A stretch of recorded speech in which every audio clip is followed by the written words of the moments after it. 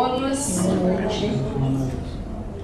Eu quero agradecer primeiramente aos guias da casa que tão maravilhosamente têm me recebido, assim como os meus guias, e agradecer essa oportunidade.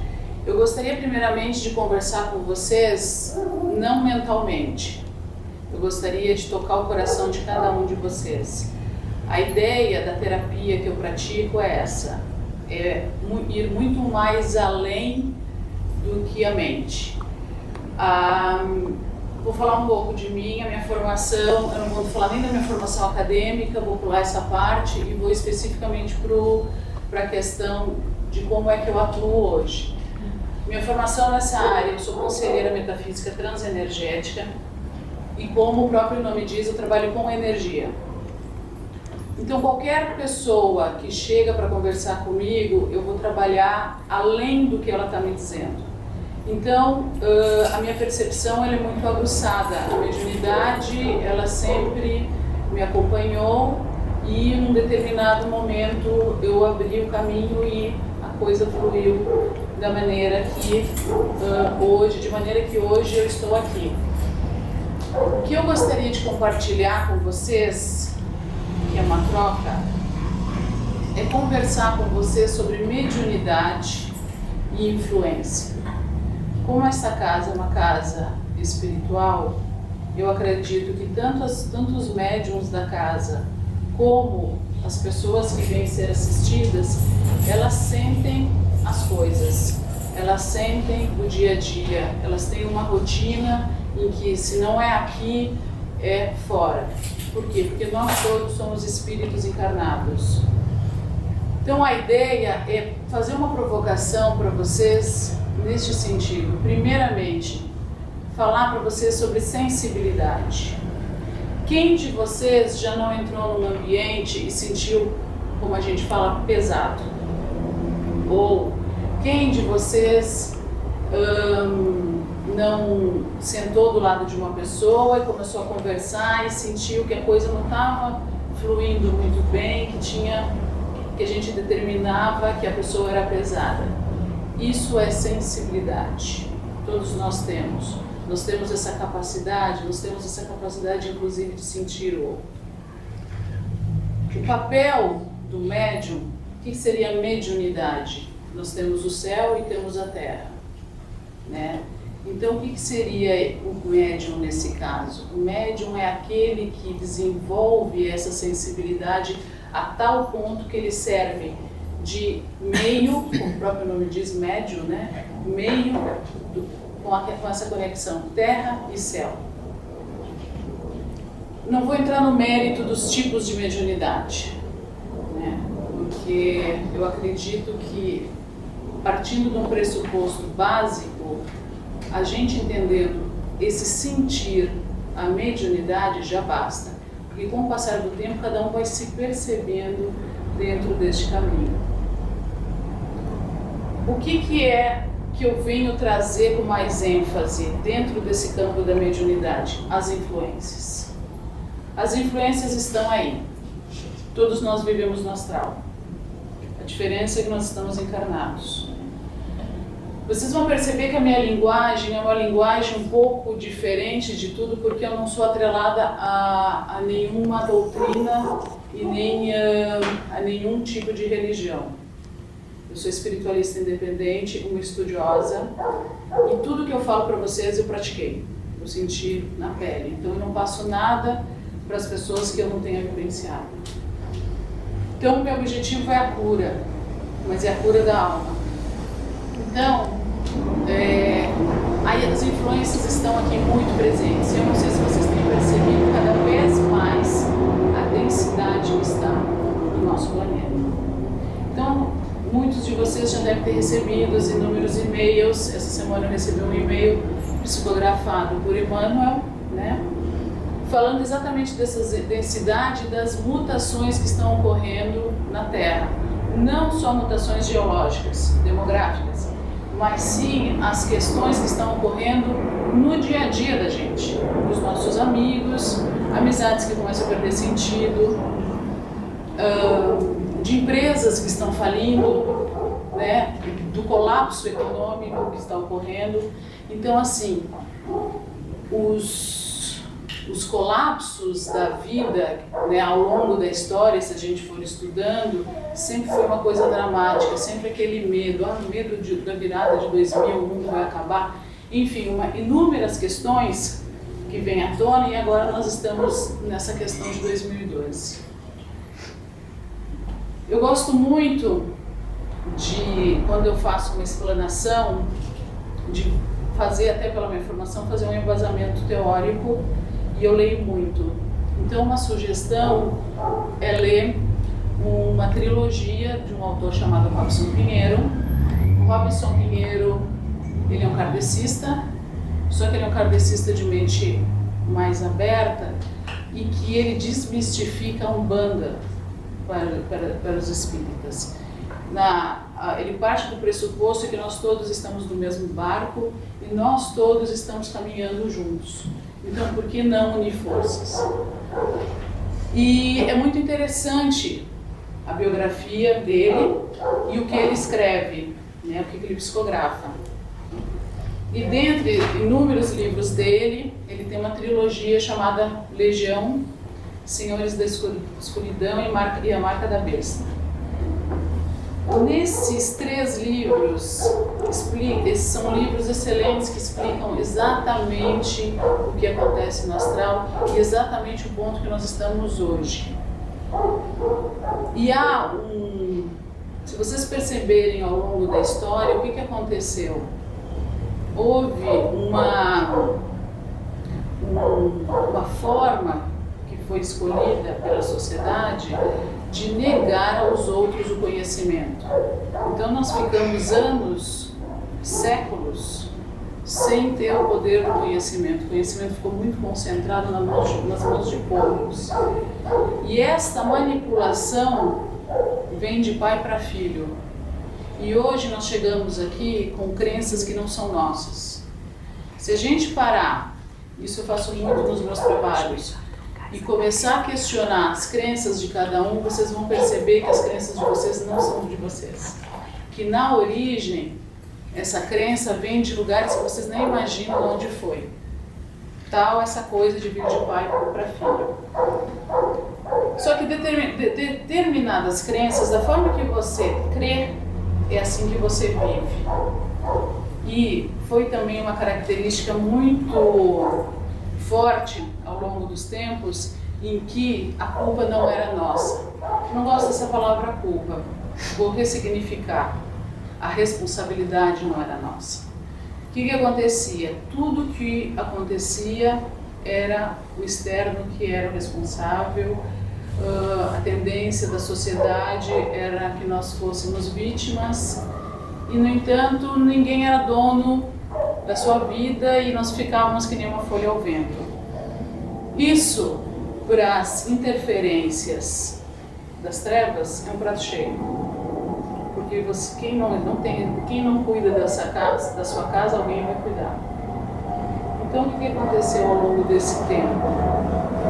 Uma série de crenças foram alimentando as trevas e as trevas foram ficando cada vez mais fortalecidas. Mas percebam que com a anuência da luz, pode parecer um pouco complicado isso, mas eu vou explicar. O que acontecia? Para um indivíduo que reencarnou aqui de uma determinada forma, crescer, havia uma crença que ele tinha que sofrer, que a vida era uma luta, que tudo era difícil. E assim, ao longo da vida dele, ele viveu. Isso quem estimulava eram as trevas. E a luz só pode agir no momento que esse indivíduo mudar a sua crença. Então, a partir do momento que o indivíduo muda a crença, e ao invés de pensar que a vida é uma luta, começa a transmutar isso e ver que a vida é fácil, ou se ele não chegar nesse ponto que a vida é fácil, mas que há uma possibilidade de ser melhor do que era, e que eu sou responsável por essa mudança, a luz pode agir.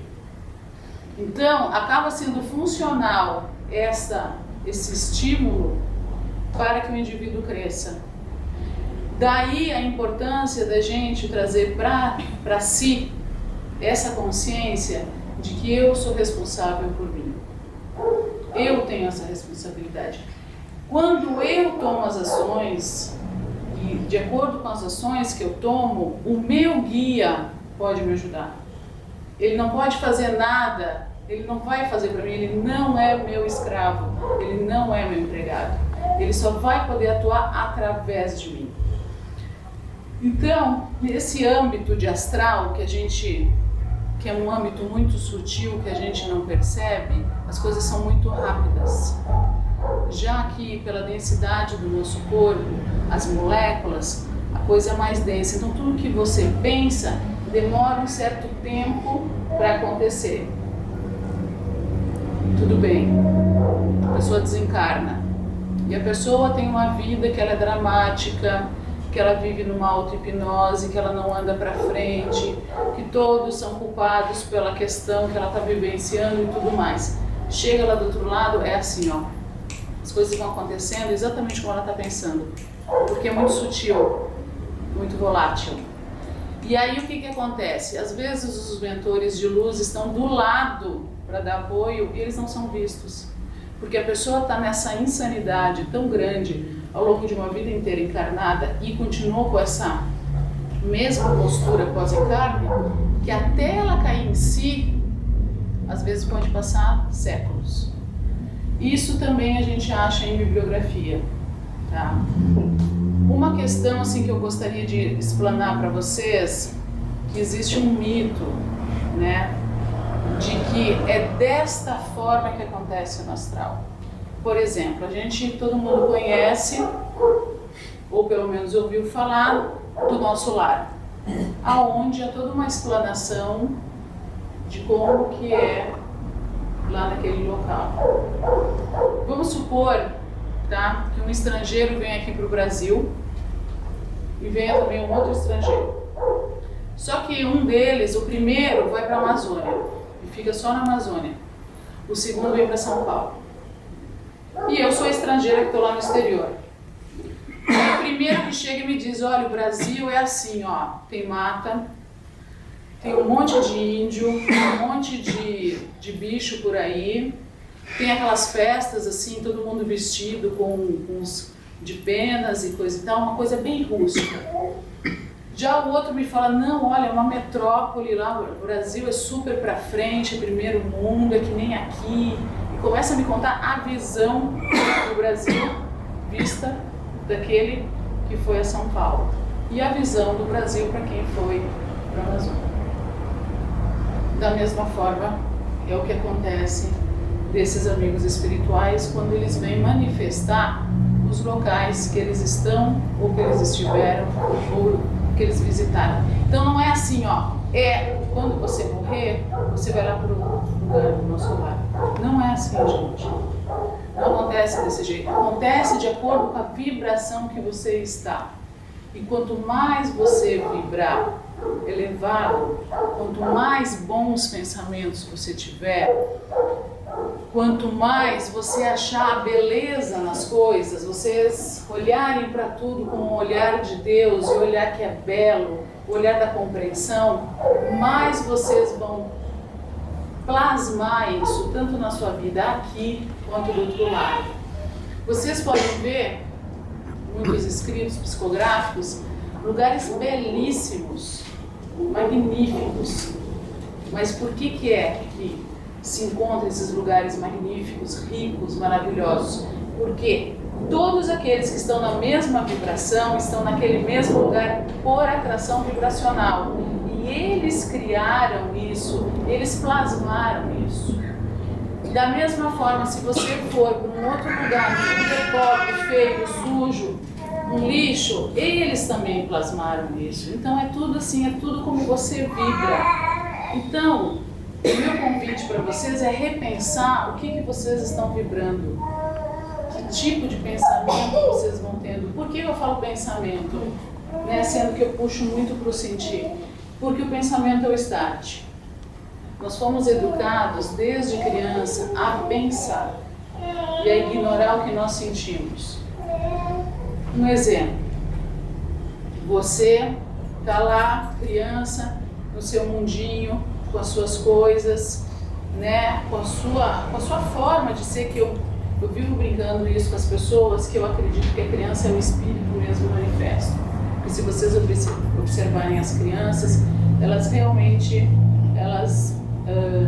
não tem aquela coisa que nós temos de olha, cuida isso, olha, não sei o quê. A gente ensina as crianças a mentir. A gente estimula isso. Então, se vocês observarem uma criança, vocês vão perceber assim, que elas estão lá no cantinho delas, fazendo as coisas dela, até que chega o adulto. E aí, de repente, o adulto vem dar um doce para essa criança fica extremamente feliz e fica envolvida com aquela coisa, aquele doce, e vem uma outra criança. E por algum motivo elas duas se desentendem e a criança quer o doce dela, da primeira. E legitimamente a criança não quer dar o doce, porque afinal de contas ela acabou de passar por uma experiência desagradável com aquele amiguinho, ela sente isso, ela não quer, mas o que acontece? O adulto vem e força. E assim a gente vai se forçando ao longo da vida. Os adultos vão vindo, vão forçando, porque se chama educação. Como você não vai dividir o doce com o seu coleguinha? Como você não vai fazer isso? Então a gente acaba deseducando o espírito. Porque na verdade é legítimo ele sentir aquilo. É legítimo aquela criança sentir aquele desagrado em relação ao outro. E manifestar. Outra coisa que a gente educa as nossas crianças é a não manifestar. Não falar, olha, não gostei do que você fez. Existem hoje uma outra linha de educação que é exatamente o contrário. Estimula que fique claro, assim, não é que eu não gosto de você, mas eu não gostei do que você fez. Então assim, a gente começa a perceber os adultos de hoje, como que eles estão totalmente longe de si mesmos e não conseguem ir para esse sentir. Quando você não está no seu sentir, você não consegue sentir as influências. Você não consegue saber o que é bom e o que é ruim. Você não consegue entender o que é que está vindo de fora, que está minando aqui a minha situação, eu estou querendo que a coisa flua e tem alguma coisa me incomodando aqui e a minha falta de sentir não consegue perceber isso. E aí começa a dar N nomes para essa situação, N nomes externos e tudo mais, até que vira uma doença e aí você vai para o medicamento mesmo, porque realmente você está longe de você, você nem sabe o que está acontecendo, então você vai buscar recursos externos. O que é o nosso trabalho, né? Que eu acredito que valha para qualquer tipo de pessoa, desde aquela pessoa que não acredita em nada, até aquela pessoa que tem uma religião fervorosa. Gente, não tem como escapar, nós somos espíritos encarnados. É puxar essa sensação do sentir. Nós sentimos, não tem como fugir disso. É ir para o sentir e a partir deste sentir, você pode fazer as suas escolhas. Os orientais costumam dizer que o cérebro é no umbigo, embaixo. Esse aqui é um outro cérebro, o primeiro cérebro é esse. Então, eles estranham muito, né, essa postura nossa racional, o tempo todo racional, o tempo todo racional. E nesse tempo todo racional a gente esquece do sentir e aí as influências invadem. Por exemplo, um médium que já esteja acostumado com os seus guias e tudo mais, se ele não tiver essa capacidade de sentir, até mesmo para discernir um guia do outro, quando este vem se comunicar, um outro qualquer espírito burlador pode aparecer trajado deste guia, se manifestar como esse guia, se passar por esse guia, o médium nem está. O médium está fazendo tudo que esse brincalhão está fazer, o mínimo brincalhão, para não dizer outra coisa, e pronto, e você está à mercê, como se fosse essa folha ao vento. Essas influências que eu falei do livro, o que aconteceu no astral, melhor dizendo, houve uma série de coisas que as trevas andaram fazendo que saíram fora do controle, não tinham mais sentido para o tipo de evolução que nós estávamos nos encontrando. E eles extrapolaram, eles passaram do limite em muitas coisas. Só que a luz, né, os amigos da luz e de todas as hierarquias, como eu sempre falo também nos meus trabalhos, desde o fundo da Terra até o alto do cosmos, que tem gente pra caramba trabalhando com a luz, pela luz, o que foi que aconteceu? Houve todo um aparato da luz para desmoronar o que as trevas estavam aprontando. E aí chegou realmente o tempo, que é o que se fala de 2012, da ruptura de 2012. A ideia é, que eu acho que vocês já devem ter recebido informações, e aí você vê isso em todos os âmbitos, em todas as linguagens, não digo idiomas, eu estou falando em linguagens mesmo religiosas. Que o que aconteceu? O juízo final chegou e agora então nós vamos separar o joio do trigo. Por quê? Porque o planeta Terra não é mais um lugar, tá, para receber os espíritos que estavam aí, que ainda têm essas tendências trevosas. Eles vão encaminhar para um outro planeta. Quem vai ficar aqui é quem está compatível com a evolução. Quem já evoluiu e está compatível com essa evolução. Os que não estiverem mais vão ser deslocados para outros lugares. Parece uma coisa meio surreal que eu estou contando para vocês, mas se vocês sentirem, vocês vão perceber isso na pele. Vocês vão começar a ver uma série de coisas muito rápidas que estão acontecendo no planeta e realmente tem a ver com toda essa proposta, né, que houve, desse acordo que houve entre trevas e a luz. A luz disse: chega agora, não tem mais o que vocês fazerem aqui, ou vocês mudam ou vão para outro lugar. Por quê? Porque tem seres evoluídos, ascensionados que cuidam da Terra. E agora chegou essa vez. Se vocês tiverem paciência para ler esses 3 livros que eu citei, vocês vão entender direitinho isso que eu estou falando. Mas aqui, no dia a dia, vamos lá, como é que eu sinto que a treva está me atrapalhando? Estou lá sentada no meu computador, feliz da vida, não estou pensando em nada. De repente, do nada, vem uma raiva. Vem uma raiva que eu não sei de onde, e o primeiro que aparecer na minha frente, se eu pudesse, eu voava em cima. Gente, se vocês estão bem, estão tranquilos ali, vocês não estão pensando em nada, e vem uma raiva de nada, é interferência. Vocês foram dormir bem, tiveram um sono tranquilo, acordaram e acordaram meio estranhos, é interferência. Ou seja, tudo aquilo que tira vocês do eixo é interferência. Se vocês tiverem capacidade para sentir isso, vocês vão perceber isso muito cotidianamente na vida de vocês. Por quê? Porque a tendência de toda a sociedade é valorizar o negativo. Vocês vão olhar a TV, negativo. Vão fazer outra coisa, negativo. Vão no supermercado, é alguém falando de uma catástrofe que aconteceu e tudo mais. E pior, todo mundo se impressiona. Fala, nossa, é mesmo? E aí começa a dar vazão para essa história e a coisa começa a se propagar. Então é assim, é um que ouviu no supermercado, esse um vai para a padaria, já propaga na padaria, e assim, ninguém fala de coisa boa. Ninguém fala.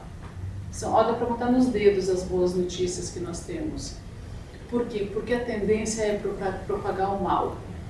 Você senta para conversar com uma pessoa, a pessoa vem com aquela relação de negatividade, do que ela passou, do que ela está passando, do que está doendo, do que está faltando. Para! Vamos mudar o discurso, vamos tentar olhar com outro olhar. Se nós temos a energia capaz, se nós somos co-criadores, tá? Se nós temos essa capacidade de plasmar, como eu falei para vocês, aqui a gente plasma, só que com uma densidade maior devido a toda essa questão corpórea, essas moléculas. E aí se a gente desencarna do outro lado, a coisa é muito rápida e a gente plasma, por que nós não vamos plasmar o bem? Se eu tenho a chance de pensar 50% no mal e 50% no bem, por que eu não vou potencializar esse bem? Por que eu, ao invés de manter esse 50%, eu diminuo e passo para cá, e passo dos 50%, 60%, 70%, o máximo que eu puder do bem? Outra questão que eu gostaria de levantar aqui com vocês. Se a gente partir do pressuposto que Deus é perfeito, que nós somos filhos de Deus, que nós somos feitos à imagem e semelhança de Deus, eu particularmente comento com vocês que eu não acredito que eu seja um emo. E que se Deus é bom, eu tenho que ser boa. Então onde está o mal? Percebem? Então assim, e aí se vocês forem mais além, tira todos os dogmas, tudo que vocês vivenciaram até hoje de experiência em relação a qualquer conceito, e só observem a natureza e vejam como ela é boa, como ela dá tudo. E a única coisa que acontece é que quando tem um retrocesso é porque alguma coisa antinatural aconteceu e aí ela está respondendo. Mas percebam que ela também é boa. Então peraí, se a natureza é boa, eu sou parte da natureza, então para mim só o bem, só o bom. Como é para vocês começarem a pensar isso dentro de vocês? Eu sou o bem, eu sou o bom, para mim só o melhor, para mim só a riqueza, para mim só o belo, para mim só o maravilhoso. Provavelmente, quando vocês pensarem isso, vocês vão ouvir um monte de coisa. Isso aí são tudo crenças arraigadas que provavelmente não são de vocês. São coisas que vêm, que a gente vai aprendendo ao longo do caminho e vem potencializado pelas energias que nos acompanham, porque a gente vibra nessa vibração do mal, né? Então, claro que elas ficam potencializando, ficam minando, ficam no ouvido da gente, exatamente dizendo isso. Olha, realmente você não é bom, realmente você devia parar por aqui. Ou seja, tudo aquilo que você quer construir pelo bem, acaba caindo por terra. Eu gostaria de ver com você se alguém tem alguma pergunta. Se alguém tem, sei lá, até alguma experiência para compartilhar conosco de alguma coisa que sentiu, por menor que seja, por mais simples que seja, alguma sensibilidade, qualquer coisa do gênero, se vocês gostariam de compartilhar aqui. Uma pergunta, quando você falou dos orientais, como é que é? Agora já me fugiu. O cérebro é aqui. Por quê? Que é isso? Porque, na verdade, para eles aqui é o centro da vida. É aqui que é tudo. E se a gente parar para pensar, realmente,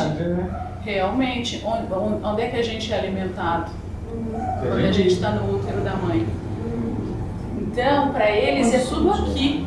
Aqui que a energia se concentra, é aqui que a gente deve manipular essa energia. E toda vez que você for fazer alguma coisa, qualquer decisão, tudo primeiro se concentra aqui.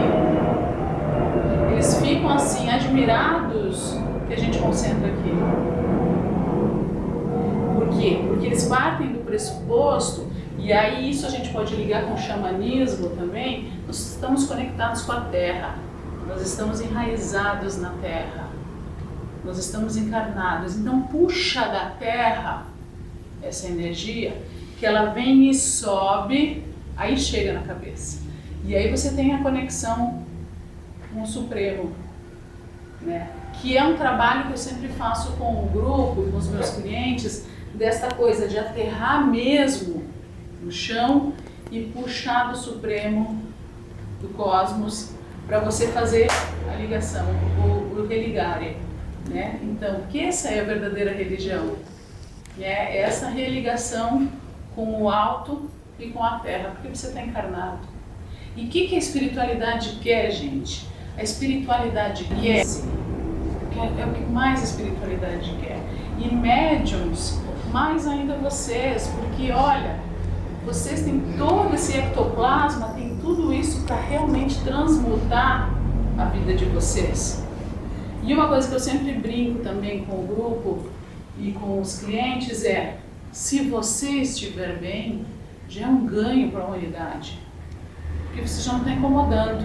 Então já é um ganho para a humanidade, você já saiu lucrando, assim como todos os que estão no teu entorno, porque afinal de contas, se você está bem, você fatalmente muda toda a tua realidade, todo o teu entorno. É incrível. E quem tem essa capacidade energética que nós temos, a gente é capaz de fazer o que se chama os verdadeiros milagres da vida. Mas onde é que está tudo? Onde que é o cerne da questão? Na postura do pensamento, na crença. É aquela coisa de você tomar determinada atitude e parar e olhar e falar assim, peraí, quem que está agindo? Quem que está pensando desse jeito? Quem que é esse? Sou eu? É o meu pai? É minha mãe? É minha avó? De repente vocês vão perceber que não tem nada a ver com vocês. Aquela postura que vocês foram educados ao longo dos anos e foram tomando certas atitudes, tudo de repente chega, não, peraí, não era essa, não foi essa vida que eu escolhi para mim. Eu, na minha essência, eu quero outra coisa. E aí, quando você cai em si, neste momento, você quebra uma série de estruturas, uma série de crenças e fatalmente você muda a sua vibração e fatalmente aquelas energias que estavam acopladas, minando, acabam se afastando porque não tem mais reverberação energética. Não existe mais essa ligação energética, então perde o sentido. É a mesma coisa que a gente pensar dos nossos amigos de infância. Quero que vocês lembrem os amigos de infância de vocês. Quem que ainda tem amigo de infância? Dá para contar nos dedos. Mesmo os amigos dá para contar nos dedos. Por quê? Porque perdeu o sentido. Se vocês olharem os outros, perdeu o sentido. Vocês vão encontrar eles e tudo mais, de repente vocês vão ver assim, um melhor amigo que vocês tinham, vocês vão assim, gente, mas não tem mais nada a ver. O papo não é mais o mesmo, não sei o que aconteceu, a gente vivia junto, brincava junto, jogava bola, fazia um monte de coisa. Hoje não tem sentido nenhum. Por quê? Porque mudou a vibração. Então, da mesma forma que é assim, tá? Você também tem isso no astral. Você desacopla. Quem é que vai com você? Aqueles que evoluem com você. Eu costumo brincar do seguinte, estou eu e os meus guias. Eu vou lá, estudo, faço, trabalho e eles comigo. E eu brinco, ó, nós somos uma equipe. Eu faço aqui, eu estou aqui pronta, sou o canal, vocês podem atuar através de mim, tudo mais. Mas o que acontece nisso aí? Que se eu não estiver muito em mim, eles não podem agir e eles não vão vibrar na mesma vibração. O que acontece? Se eu elevar e eles ficarem, a vibração se rompe, mas vão surgir outros amigos. E aí vai indo. E é o que acontece também aqui deste lado. Vocês vão tendo outros amigos, pessoas mais nutritivas, pessoas melhores para vocês trocarem.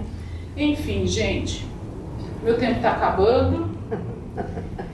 Eu espero que pelo menos essa passada rápida do que é a mediunidade, toda essa questão energética que está envolvida como pano de fundo, e toda essa questão de influência, pelo menos uma sementinha eu tenha plantado no coração de cada um de vocês, para que vocês pensem e repensem.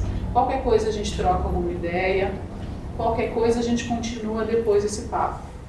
Tá bom, gente? Eu agradeço a presença de todos, agradeço essa oportunidade mais uma vez a casa, agradeço a dirigente, né, que me deu essa oportunidade de conversar com vocês, trocar uma ideia. Eu estou com os grupos aqui, estou pensando também em abrir alguns horários no final de semana, também atendo particular e também estou atendendo o tarô. Então é isso, pessoal. Espero que vocês tenham captado alguma coisa e sempre pensando no bem, porque para nós só o melhor, é só o melhor que a gente merece. Tá bom?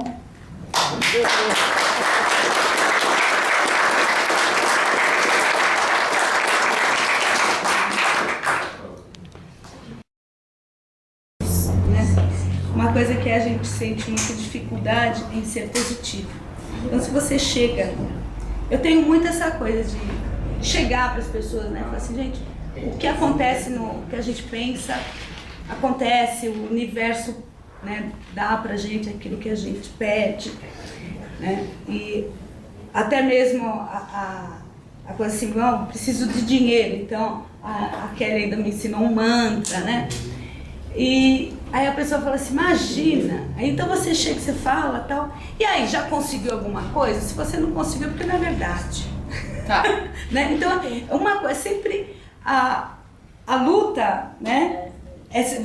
Você sempre encontra muito mais o negativo do que o positivo. Que é o que eu falei, a tendência da sociedade é o negativo. Isso mesmo. Mas, se a gente partir do pressuposto primeiro, vamos mudar um pouquinho.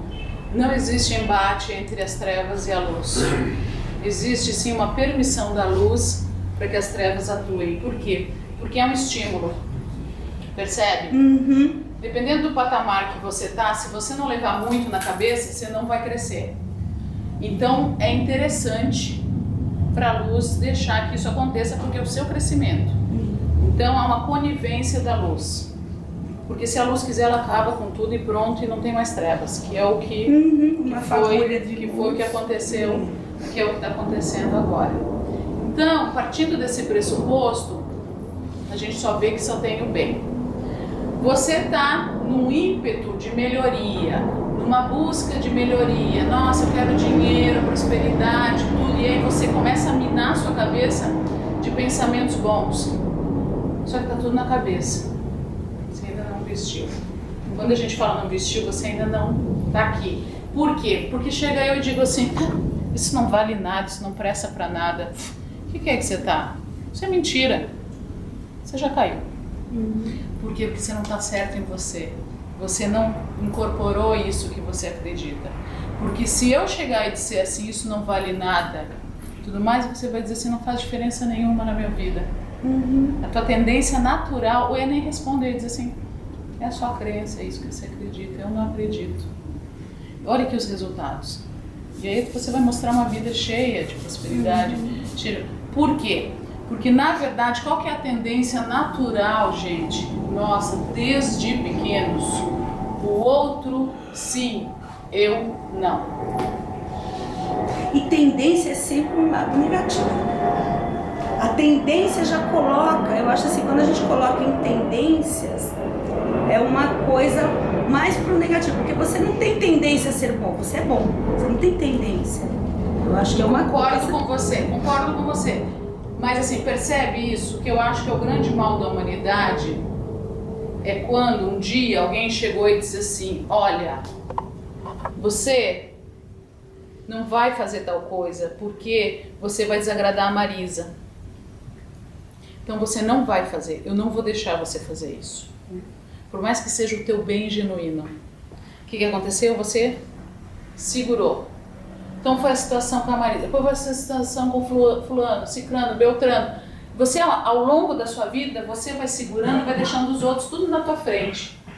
Todo mundo é mais importante que você não é nada. Todo mundo manda na sua vida, porque você não é nada, você não é capaz. Aí, de repente, você tem a luz de dizer, não, eu mando aqui, existe uma pessoa aqui dentro que respira, que sou eu, então eu tô aqui dentro. Então agora é a minha vez. Então agora eu vou cuidar da minha prosperidade, agora eu vou pegar o mantra e vou ficar dia e noite até sentir todo o meu corpo esse mantra, porque agora eu vou vencer. Só que vem o outro, como você está com aquele condicionamento, vem o outro e qualquer coisa que ele te fala, ele te derruba. Porque você não trabalhou lá dentro na essência, você não foi e disse assim, não, eu é que sou grande dentro de mim, o outro não vale nada. Ele só vale alguma coisa se eu permitir, se eu der significado para ele. Ele tem o valor dele, não significa que ele não tem o valor dele, ele tem o valor dele. Ele só não é maior dentro de mim. Da mesma forma o outro. Ó, ela tem o significado dela, mas dentro de mim quem é grande sou eu. Porque o que acontece? Há um engrandecimento natural. Gente, o espírito, a alma é extremamente ética. Não precisamos dessa ética da sociedade. O espírito já é ético. Então ele respeita, um espírito respeita o outro. Se eu conversar com você de espírito para espírito, você vai ver coisas lindas que você vai falar e vai dizer assim, de onde saiu isso? Por quê? Porque você vai deixar vir à tona a verdadeira, a pessoa verdadeira que você é. Então o que acontece? Quando a gente tem esse diálogo de espírito para espírito, mas que eu sou grande em mim e você é grande em você, mas eu sou tão plena em mim, eu tenho tanto para transbordar para o mundo, e você da mesma forma, a gente troca. Então, por isso que eu digo que é uma amizade construtiva, é uma amizade que uma fomenta a outra, entendeu? Uma coisa que só é alegria, só é nutritivo. Por quê? Porque você sai da nossa conversa mais rica e eu também. Por quê? Porque houve uma troca. Agora, se eu vou conversar com você na intenção de que você tem que me dar alguma coisa, e você vice-versa, por quê? Porque você é maior que eu sou pequenininha, como é que pode? Como é que pode você não me dar nada? Você é uma egoísta. E aí, da mesma forma, você, o que acontece? A sugação, vampirismo. Vampiriza outra, e aí o que acontece? Você abre porta para todas as falanges de vampiros que existem no universo, de encarnado e desencarnado. Tudo que você imaginar de corrente vai te vampirizar. Então o que é a grande, eu acho que a grande chave, gente, o grande segredo é tudo puxar a responsabilidade para você. No seguinte, o que é responsabilidade? Já vamos partir desse pressuposto. Responsabilidade é ser responsivo por. O que é responsivo por? Eu respondo, sabe? Eu respondo pelas minhas coisas. Tudo bem, eu agora criei um mantra aqui de prosperidade e eu vou bancar. Se alguém vier me desafiar, eu vou bancar, vou dizer assim, não, mas eu acredito, ponto. E eu vou ficar firme nessa minha crença. O outro que ele faça o que ele quiser, ele cria o mantra dele, eu faço a outra coisa. Mas eu, nesse momento, é assim que eu vou contar. É assim que eu vou viver. Então isso é ser responsável. Você trazer o seu poder, você tem o poder. Gente, vocês não têm ideia do poder que vocês têm.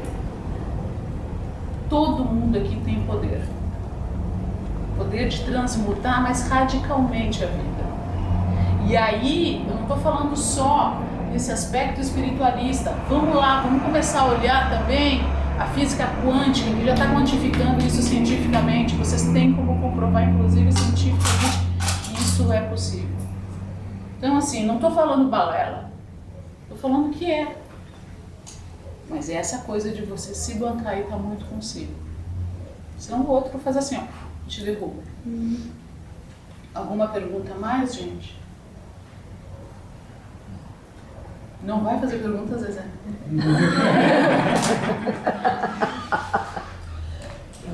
O Zé era um que era para perguntar, lembra? Era pergunta fácil, Foi Zé. contratado para perguntar isso. Amanda não veio para fazer pergunta fácil. Não, mas aqui já está bem esclarecido, né? Já? Essa convivência toda aí já está. Patrícia, faz pergunta fácil.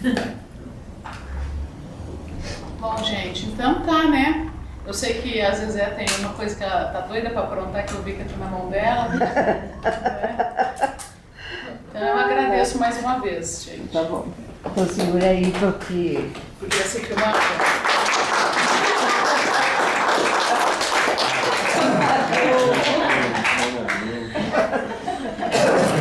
O pessoal lá no sul vai gostar. Cadê a Mônica? Vem cá. Eu tô aparecendo na Globo. Não, apareci passando lá.